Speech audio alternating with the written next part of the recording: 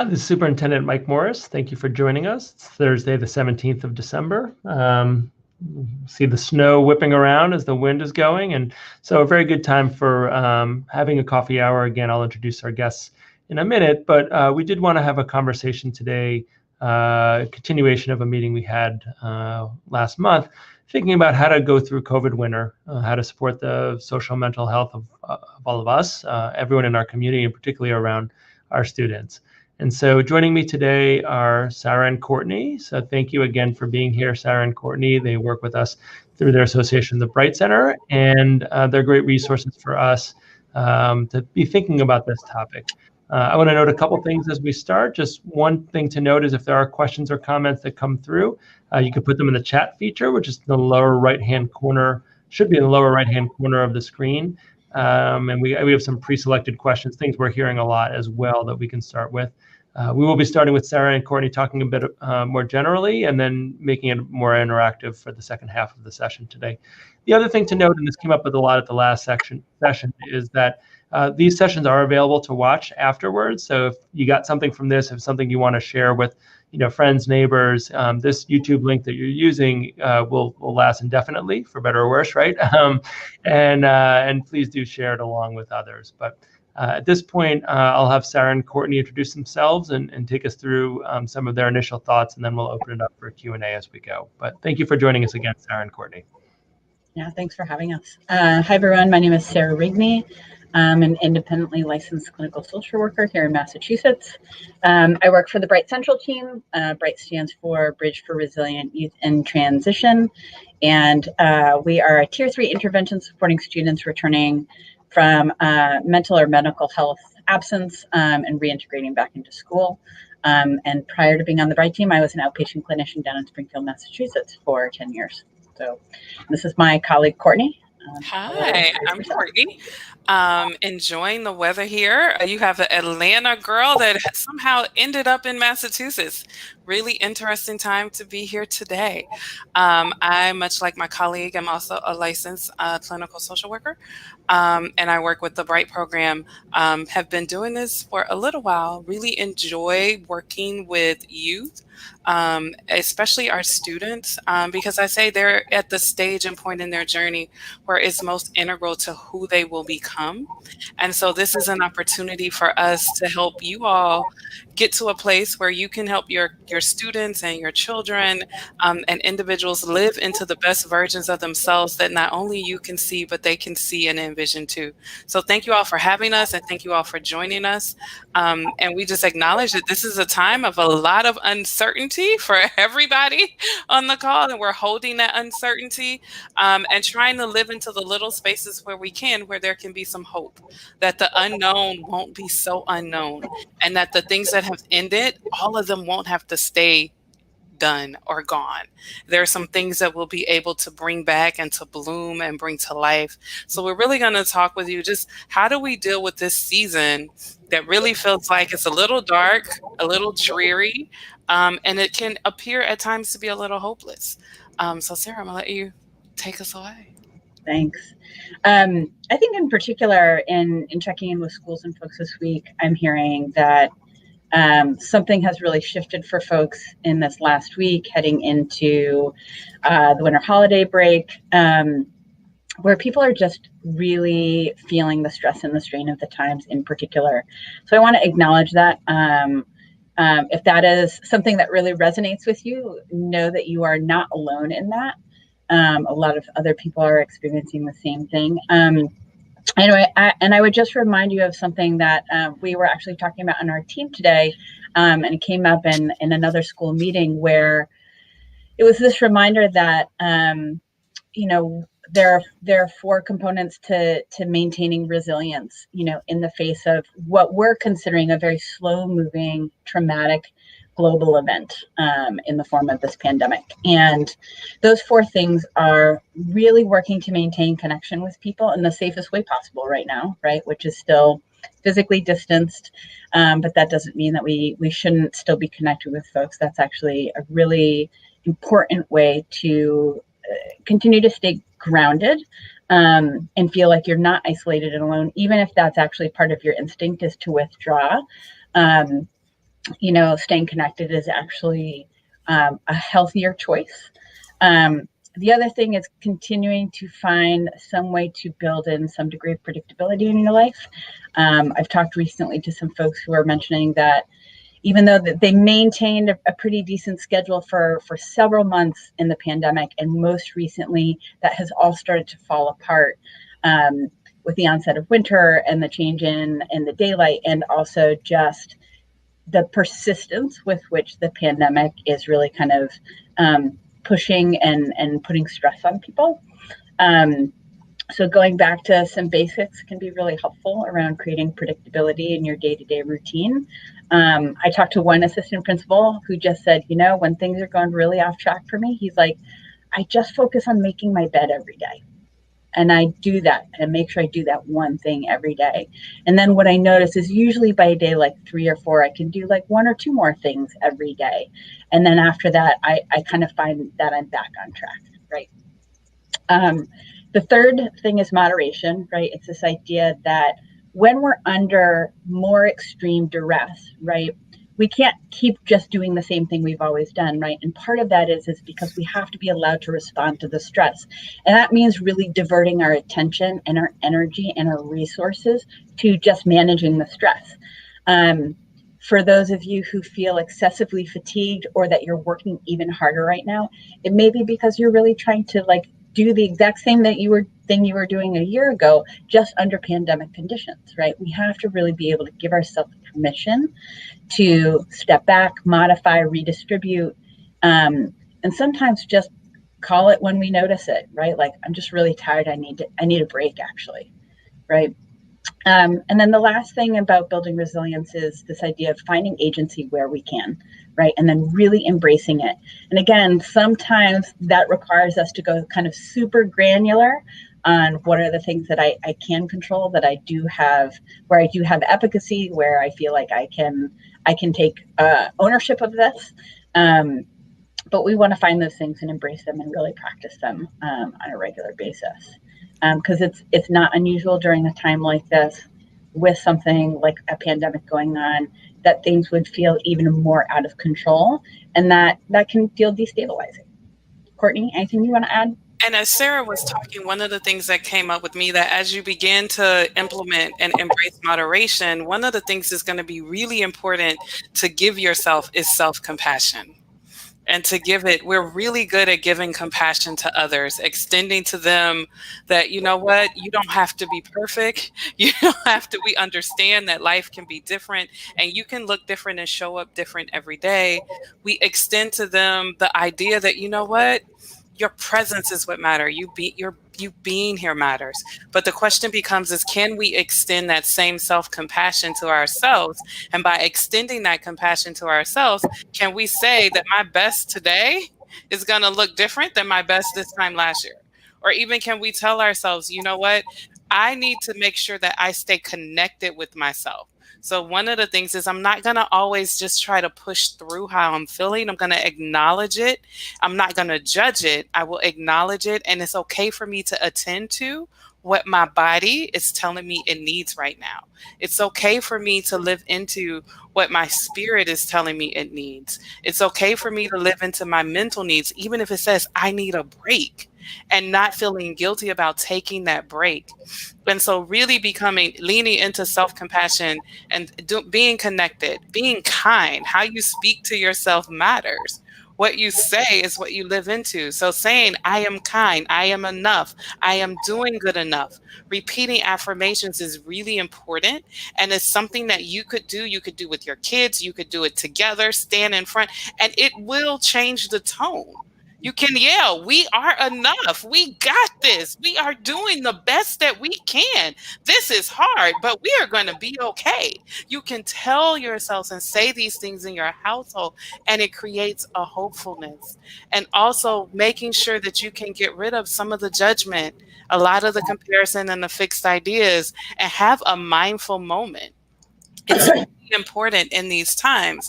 And sometimes that mindful moment may come from connection and creativity. So finding ways to connect with others that are safe and healthy right now is important.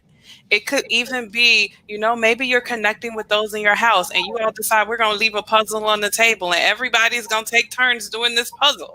Or we're going to knit, we're going to lean into it. Creativity has been shown to be a great stress reducer, partly because when someone is able to tap into creativity, they tap into hope because they become excited and energized about what they can do with what they're working on creatively versus what they can't do, what they might be experiencing in their life. So if it's coloring more, if it's cooking, if it's getting messy, if it's going outside right now and getting in some of the snow and creating what you can out of it, it's really allowing yourself to do those things. And that's something that's really important in this time right now. Other thoughts, Sarah?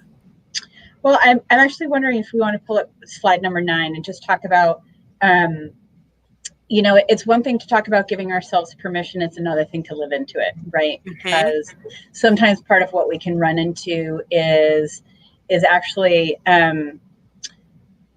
pretty deeply embedded or socialized norms, things that we grew up learning, being taught to value, taught to believe.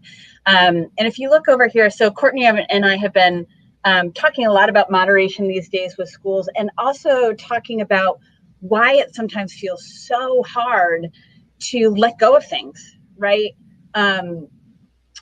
Or to let go of some of these ideas that we grew up with, right? Around like, pull yourself up by your bootstraps, work harder, right? Or some folks have the stance of like, well, we've always done it this way, so why should we change it, right? Even in the face of something like a pandemic, right? And so, we've just been talking a lot about this idea of letting go of some of these social norms, social expectations, right, that are deeply embedded in our national psyche, are not actually, are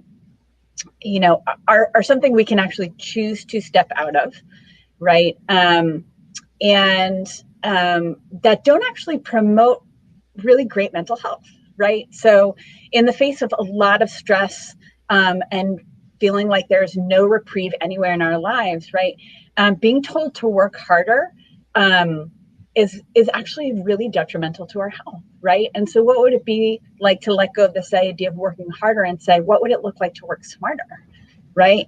And instead of this mentality of more equals better, right? How do we switch over to a mentality of like, okay, we are on this steep learning curve where, a lot of the learning we're doing is not necessarily academic, but it's a lot of other things, right? It's learning to negotiate remote learning. It's learning how to teach remote learning. It's figuring out how to socialize in some really different ways, right?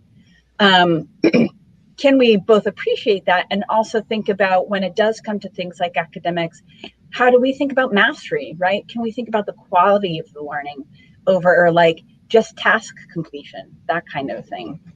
So, I want to recognize that change is never easy, right? And that part of what we always come up against in trying to enact change is really, really deeply internalized beliefs that oftentimes in the face of, really extreme stress, we suddenly find they're not serving us very well any longer. Courtney, anything you would add? One of the things that I want to talk about is with any time we're thinking about change, we also need to make the space to think about what is ending and what is beginning, right? And give ourselves permission to grieve what has been lost, but also give ourselves permission to be creative and think about what can we do in the future. So it's okay to acknowledge this holiday is going to be really hard. I'm not able to do the traditions that I used to do. But it's also okay to say, you know what, I feel that. And it's okay for me to think about what are some new things that I can do that can feel as good for me and not just sit with what's hard. And so it's almost as if allowing yourself to grieve, but not allowing yourself to just get stuck in the grief, that it doesn't allow you to be able to envision what the future can be.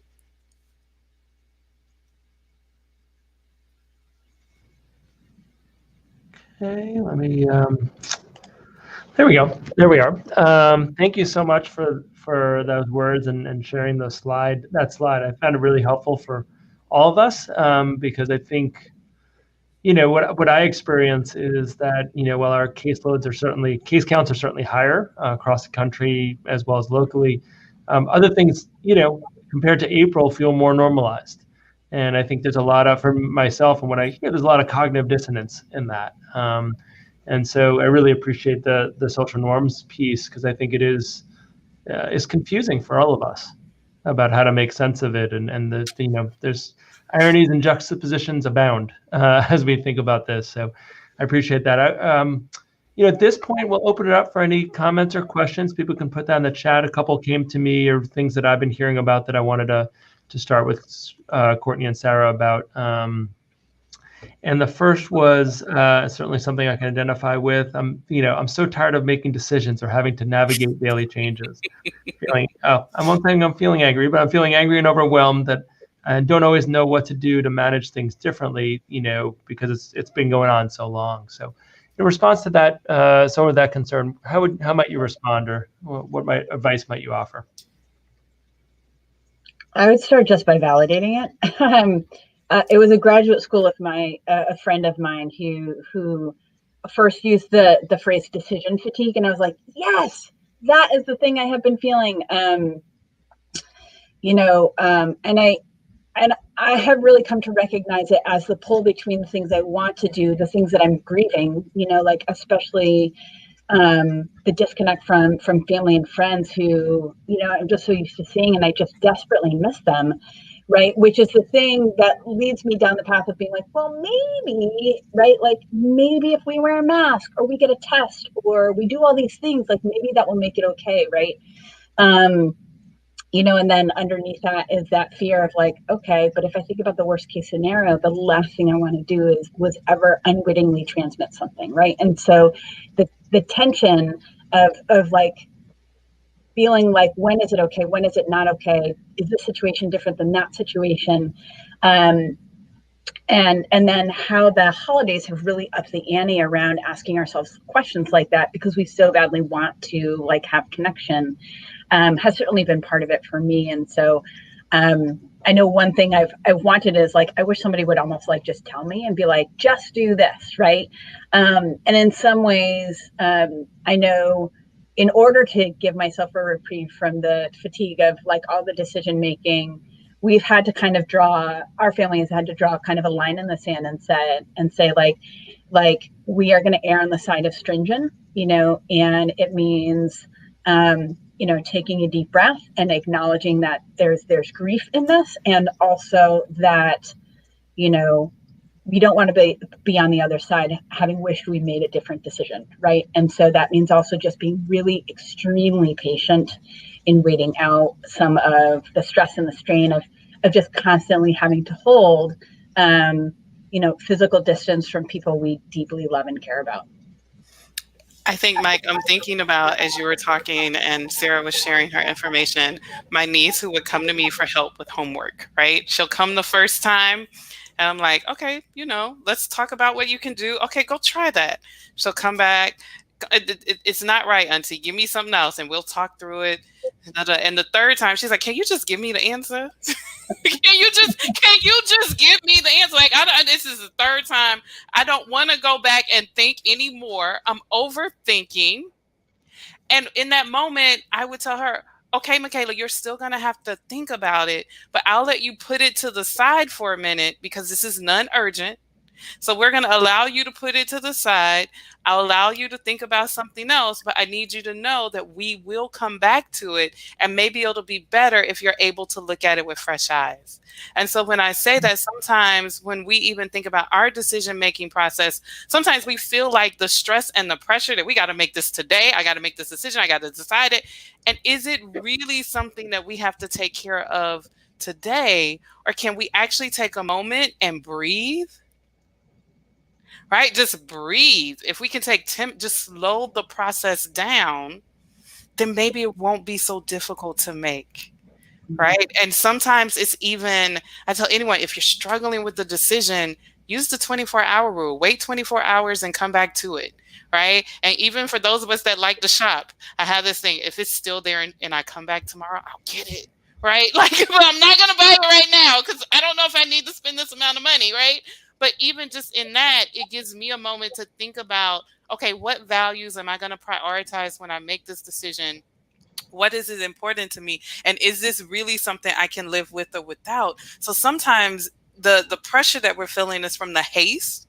And if we can just slow it down, we'll be able to come to it on our own. Oh, you're muted. You're muted. Right? You think I'd have it down by now, right? 9 months in, but and then the next question, sorry about that, was related. It's cold, it's dark, very early, a little after 4, and the holidays for some families have started, for other families are coming, but they won't be celebrated like they typically are. There's also, wonderful news. I got emotional seeing the first person in New York get the vaccine and that video. And hopefully she knew she was going to be all over the news for like 3 days in a row. I thought of that as well. But that vaccine is not available to the general population for quite some time. That people want to, many people say they want to retreat, but people don't know what that looks like and what's the best thing for them, if they can't go back to see their larger family at this point in time.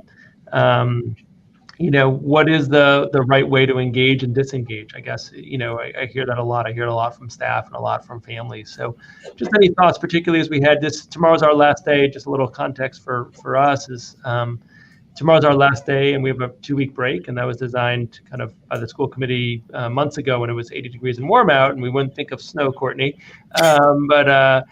That people might be traveling here and a lot of time for quarantine, which seems less plausible now just because of the nature of where we are. But I guess that where to retreat, how to retreat, whether to retreat, all those questions seem so live, especially as people are looking towards a 2-week break, which will be really enjoyed by some and perhaps not by others. And we want to be really conscious. And we are, want to thank my assistant superintendent Doreen Cunningham, who's really thinking through, are there people who need wellness checks? That's a long amount of time. That won't be celebrated in the same way as typical. So just any thoughts you have for anyone in our community about how to manage kind of such a different holiday season this year? I think as you were talking, Mike, the things that came up for me was connection and creativity, right? And so really beginning to think about in these 2 weeks, what's something I can look back on and feel good about that I was able to accomplish? In these 2 weeks, what's something that I can feel good about? If it's doing a puzzle, if it's cleaning out something, if it's connecting and doing something together with someone else in my house, what's a project we can embrace? So it's almost embracing a project mindset and saying, what are some projects that I've always wanted to do, but that the traveling didn't allow me to? For some people, they're like, we never had our own tree because we always traveled. And so now would be an opportunity to think about, what would it be like for you to make your own traditions, either with a tree, with a real one, a fake one, or candles? Like, what are something that you all can do? And it can become a project that you can get geared toward. I think the other thing when you start thinking about, and I say becoming project-based, is really this idea of thinking, you know what? Maybe this is the time that we read something together. Everybody in the house reads the same thing, or we take time to read it together. Is there a moment in this space where we can begin to craft out, like, what's something that my house might want to create? Do we want to at the end of this? And then connection and really thinking about one of the things is really shown is when I can do for others, it makes me feel better about myself. And so instead of thinking about what you can get, think about what you can give. And really in this moment and the next 2 weeks, think about something you can do each day to help someone else feel seen and valued and connected. It could be writing a letter to a neighbor, or going and knocking on the door and asking them how they're doing. It could be, we got a free moment. We can bake cookies and drop them off on people's porches. It could be a moment of just saying, and if it's not cookie, you could get some popcorn. People love popcorn, and just leave little bags of popcorns for people. But it's thinking about, what? I know what it's like not to feel connected. So let me think about the ways that I can show those around me that somebody sees and hears them. And that will give you purpose, and it gives you a project. I also want to chime in about and kind of discern the difference between retreating and withdrawing. Because I can understand, for those of you who are educators, for those of you who have, do work that is like heavily entails like interfacing with people, like part of what you might need to do is actually retreat a little bit. But that's really different than withdrawing. I think about retreat as kind of being able to take a step back, being actively engaged in a quiet activity that is restorative and re-energizing, right? Like, so for me, that might be like in the middle of the day, actually being able to read, as opposed to the 15 minutes where I start like reading the same paragraph over and over again right before bed, right? And so, and retreats like that are actually really important sometimes in terms of feeling really restored. And there are a lot of people who are really needing that right now. That feels really different than if what you notice is like, I'm irritable all the time. I don't want to be around people. They don't want to be around me. I should just go off by myself and not bother anyone, right? And that there's a really different tenor to that, right? And that speaks more to withdrawal. That in combination with the irritability is much more suggestive of depressive symptoms, right? Which can certainly be heightened at this time of year with loss of contact, loss of connection with family, cold days, short days, the holidays, which are frankly a mixed bag for a lot of folks. If you celebrate them at this time of year. And so if you find yourself in the latter category of like, am I withdrawing really more than I'm retreating? Then I think it's important to recognize the difference. And that's maybe where really thoughtful or intentional connection can be important, because where you don't want to end is in a place where, you're struggling and feeling alone and disconnected in a way where like it really impacts your mood. And that's different than kind of recuperating a little bit. Yeah, no, that's really helpful. And if there's one question I got, and people again can put it in the chat, anything they're wondering about, but certainly this is what I hear quite frequently from families. As a working parent, I feel totally overwhelmed 9 months into this thing with trying to work, support my kids with remote learning, and everything else. Kind of reminds me of, when folks have their first child.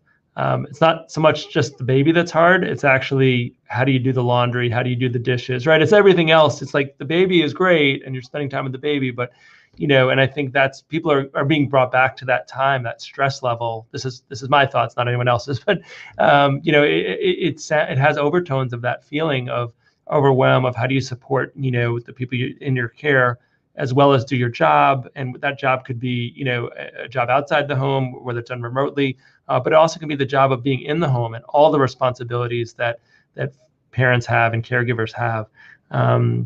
So people are looking for strategies to get through the next month and get to the place where it's a little lighter in the afternoon, and perhaps less reminders of some of these challenges. I think just a number of people have commented on, and I think you touched on as well, that the holidays are often a time where people do tend to get together, and this year that they're going to tend not to get together.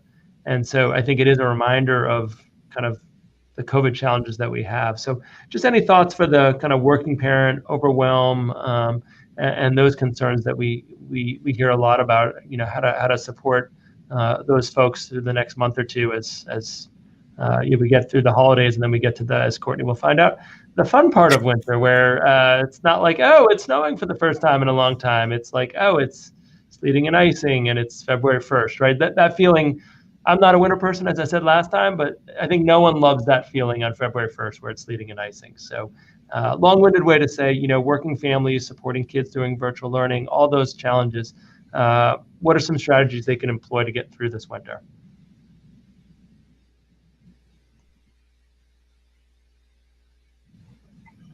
I actually wonder if we can bring up that other slide, Mike, just to offer some context here, another way for people to understand like that stress that they're experiencing.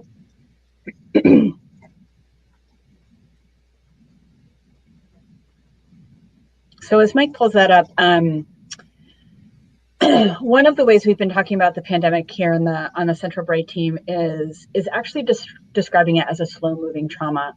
And a lot of us associate trauma with sometimes singular, sometimes recurring events, but of like a degree of violence. And by violence, I don't always mean physical violence, but the impact of it is severe, right? So a car crash, intimate partner violence. Like, we think about those things and we can easily identify those as traumatic, right? But part of what is happening in the course of the pandemic is people are reporting overwhelm, and overwhelm is, by definition, is a state of being beset by intense emotion that is difficult to manage, right? And it can affect your ability to think and act rationally. And when it gets really severe, it can start to impact your ability to perform daily tasks, right? And so when we think about what people have been asked to do, that parents are trying to work 40 hours a week while ensuring that their children are, engaging in remote or hybrid learning successfully. They're also trying to maintain the home. And so many people are trying to do this within the same square foot space that they also just live their lives, right?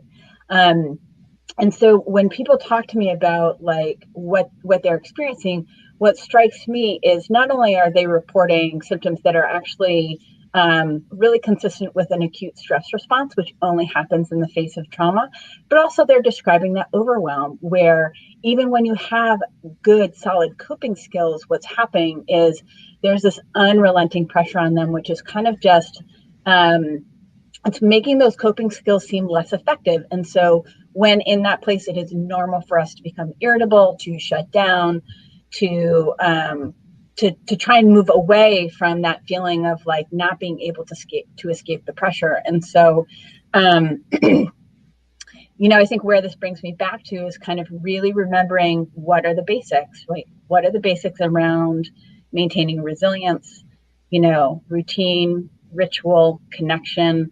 But then also, and this is again kind of where we circle back to the beginning of the conversation, talking about moderation, right? We have to recognize that we are expending so much more energy, and we're acquiring what's called allostatic load, right? So we're not just stressed, we're stressed out, which means that like our capacities are sometimes being really overwhelmed. And so that creates this allostatic load where we have no way to discharge what we're feeling unless we really give ourselves permission to modify what we're doing and the way we're living our lives, right? And that might mean like letting the laundry go a little bit, right? It might mean letting the dishes go. It might mean taking some time off when you didn't expect it, but what you're finding is you really need it. So there are all these ways in which it's really important to give ourselves permission to pull back, because again, all the energy we're expending having decision fatigue, trying to think through the situations, trying to figure out how to support the people we love without also endangering their health. Like all of that takes enormous energy. And it's why a lot of people are reporting just persistent fatigue at this point.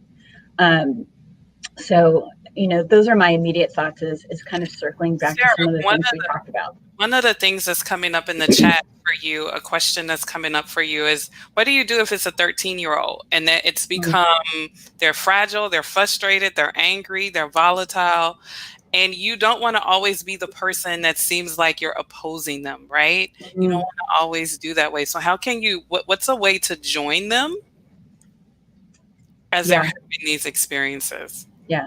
So first of all, I totally relate. I have 7-year-old twins, and I live in Northampton, neighboring school district, and they went back hybrid just after Thanksgiving, which was really exciting for them. They were super excited.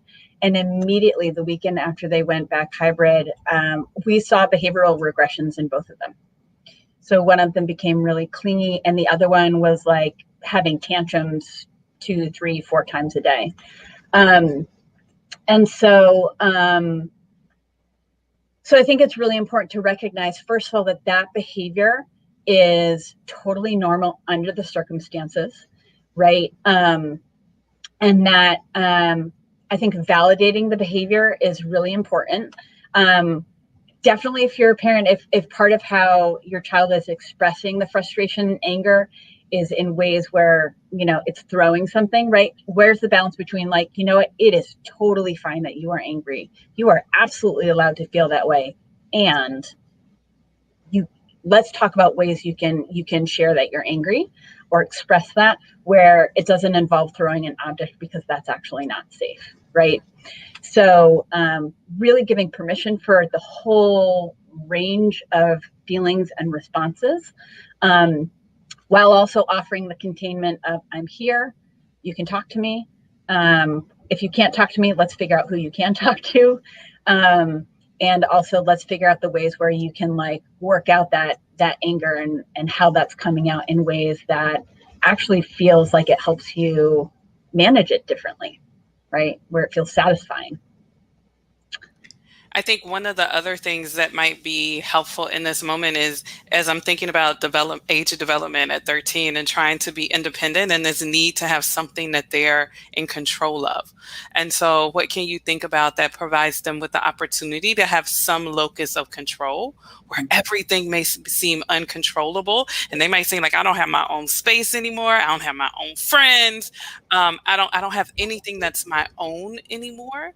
And so really thinking about, okay, if that's the case, then how might we be able to give you a space or an area of control?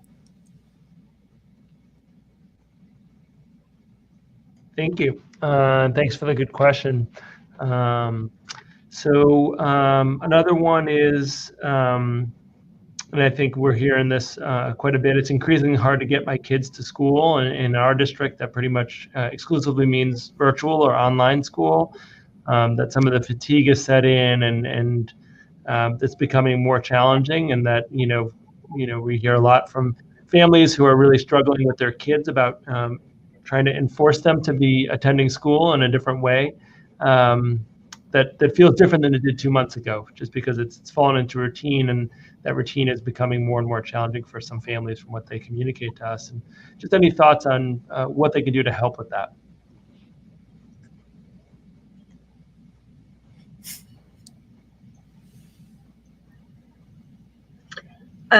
It's a real battle. I do think that the break is coming at a good time.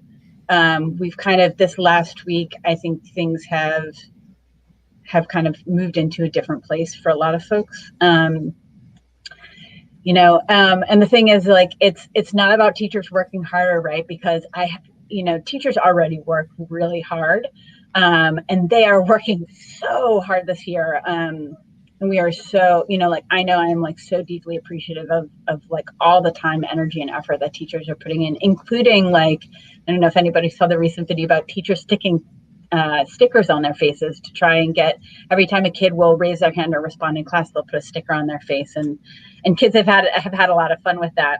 So it's not about teachers working harder, but it might mean, working with your child to figure out like, where are we finding balance between being online and doing work and doing schoolwork, and also where are they having breaks, and are the breaks really genuine and authentic and restorative?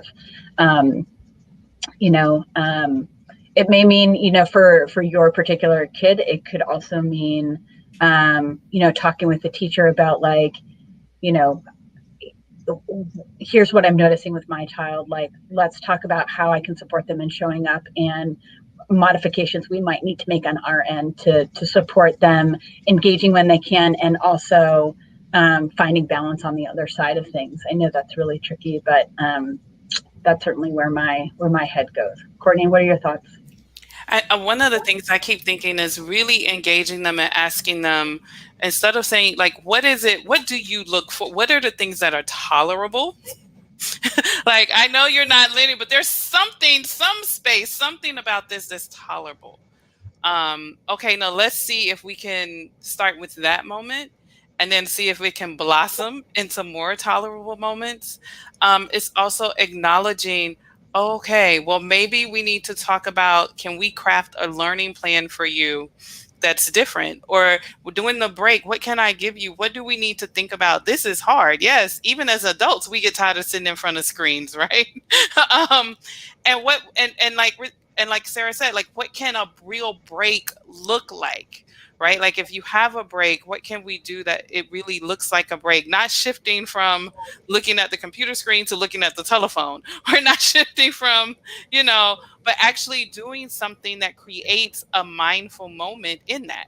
Okay, well, you're having a hard time with school. What would it be like if I lit a candle next to you? What would it be like if I put some aromatherapy on for you?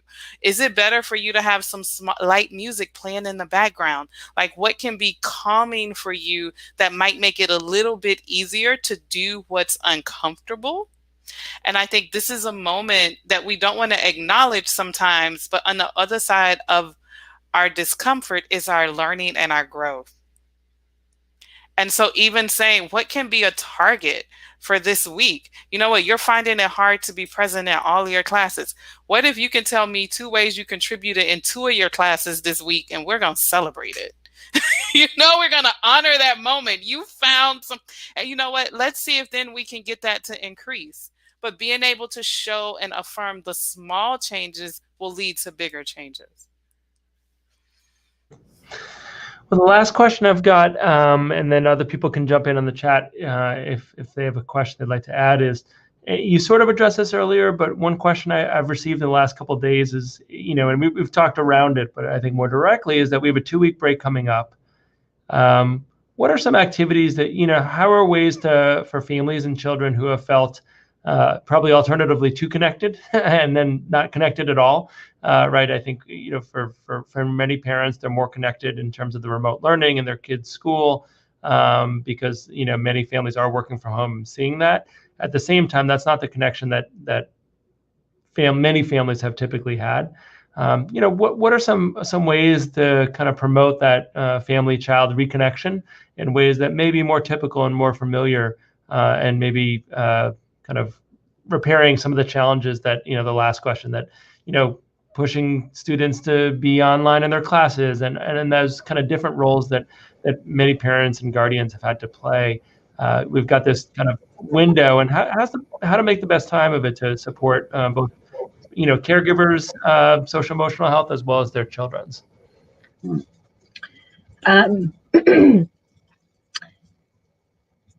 The first thing that came to mind was, like, we need to be having fun with one another, right, over the break. And I know in talking, excuse me, with some clinicians in one of my cohorts, people were talking about all of their ideas. These are folks who are working in schools, and I think to the degree possible, like, and kind of no matter the age of your kids, what would it be like to sit down before the break and say, like, how are we going to do this together? What do we all need respectively and then collectively? I love the idea of a family meeting, to as a starting point of connection, to really, like, think about what the break needs to be and what that can then look like, right? I think some concrete examples that come to mind is, like, adults and children turning notifications off their phones, right? And really saying that some days are just sacred, right? And they're not going to be interrupted by work emails or other kinds of things that typically are the thing that draw us away from our family, right? And that doesn't mean that there can't be screen time, but, like, how do we balance out screen time with, something where the only point is to have fun with it, right? And that can be watching a movie. It could also be playing a game. It could also be going sledding. We just got 2 feet of snow, there's nothing like, coming down a hill at 20 miles an hour to, like, be both scary and actually a lot of fun. And so, my sense is that, people have just been working so hard, that we haven't necessarily been playing as hard, and we need to balance that out. I would say give yourself permission to be unstructured. I think, I think we've, in this time, in this 2 weeks, the routine has been stressful and caused a lot of pressure. Be okay establishing a break routine. You know, where normally it's up, I got to get you in front of this computer by 8 o'clock. You gotta be logged in. I got to be logged in for work. Everybody has this, that it's okay. You want to lay into 10, lay into 10. You want to lay into 11, that's fine. But we're even, and then even within that saying, but let's try to eat lunch together. You know, let's try to do that. I think also in this time, as much as we want to connect with each other, sometimes there needs to be an acknowledgement that we might not have been having great boundaries with each other. And it's okay to say, you know what, during this time, I get an hour alone. Right? I get an hour where you all, everybody, nobody has work to do. You don't have homework assignments to ask questions about. I get an hour to close the door and in this room and read or breathe or do something that I enjoy. And everybody is allowed to take those opportunities so that when we come together, we're not as escalated. Right. And then thinking about the things that we do together, if it's cooking, if it's throwing snow at each other, if it's deciding, you know what, we're going to play games together. So it's also reshifting what you do together, where before it's like we do work together, we do sleep together, we log in together. It's deciding the things that we do together. Let's even think about what are the things that we enjoy doing together that we can actually plan for. It could be doing puzzles. It could be coloring. You know, it could be taking a moment and saying, you know what, let's just watch a show that's going to make all of us laugh. You know, parents, can you show your kid? It's Netflix moment. I'm going to show you my favorite Christmas movie. Yes, you're going to watch it. We're going to sit here and, you know, have that moment and sharing some things that you've enjoyed with each other. So it's about saying, instead of sharing what we're struggling with together, now let's share the things that we enjoy with each other. That's great. Thank you. Thank you so much. And I think we're just about at time, but I want to really thank Sarah and Courtney for being here and give us some words of wisdom as we head into a 2-week break here in the district. For those of you celebrating the last night of Hanukkah, I want to, hope you had a wonderful holiday season there. And for those of you who celebrate Christmas, Kwanzaa, Three Kings Days, all other holidays that are coming up, just wish everyone a great, break. And I think the key word is break, and you really helped us think about what that break means. So really appreciate your time, Sarah and Courtney, and your expertise. And we wish everyone the best over the next couple of weeks. We'll be back in January. Thank you.